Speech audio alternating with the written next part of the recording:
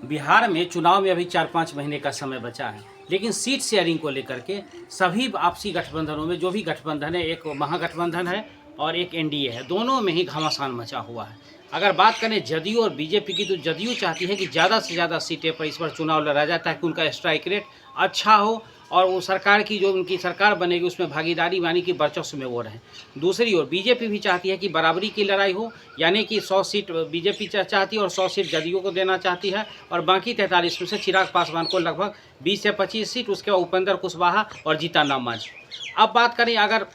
महागठबंधन की, तो महागठबंधन में थोड़ा सा तस्वीर जो है कुछ अलग ही दिखाई दे रही है। जहां कांग्रेस 70 से 90 सीट के बीच में डिमांड कर रही है, वहीं अब मुकेश सहनी ने भी कहा है कि कम से कम हम 60 सीटों पर चुनाव लड़ना चाहते हैं, यानी कि 150 सीटों पर हमारी भागीदारी है, लेकिन कम से कम 60 सीटों पर हम चुनाव लड़ेंगे। तो ऐसी स्थिति में आरजेडी के लिए थोड़ी सी परेशानी का सबब बन सकता है। आप मान के चलें कि आरजेडी चाहती है कि कम से कम 100-150 सीट पर हम चुनाव लड़ें और बाकी बचे हुए सीटों में से दूसरों को, मतलब जो भी भागीदार हैं, चाहे वो जितने भी भाकपा हैं या माले हैं या मुकेश सहनी हैं या उसका कांग्रेस है, इनको देना चाहती है। तो इस स्थिति में देखना बड़ा दिलचस्प होगा। और सबसे बड़ी बात है कि जिस प्रकार से कन्हैया कुमार और पप्पू यादव के माध्यम से कांग्रेस आगे बढ़ रही है, तो ऐसे में उनके लिए सीट कम छोड़ना आरजेडी के लिए हो सकता है महंगा सौदा हो। तो इसीलिए और मुकेश सहनी की दावेदारी भी उनके लिए परेशानी का सबब बन रहा है। अब अगर बात करें वहीं पर फिर अगर एनडीए की ओर चलते हैं, तो एनडीए में नीतीश कुमार चाहते हैं कि कम से कम 125 सीट उनको मिले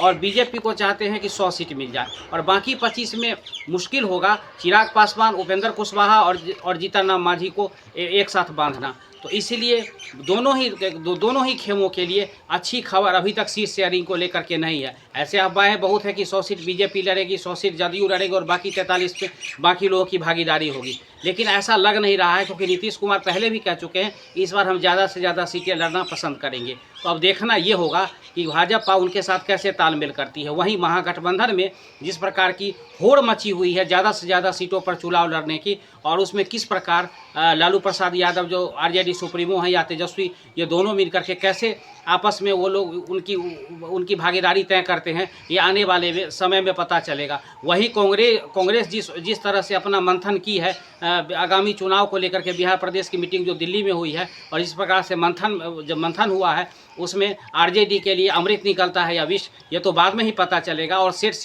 शेयरिंग का ये मामला कहाँ जाकर के थमेगा, ये तो चुनाव से पहले ही कुछ पता चल पाएगा।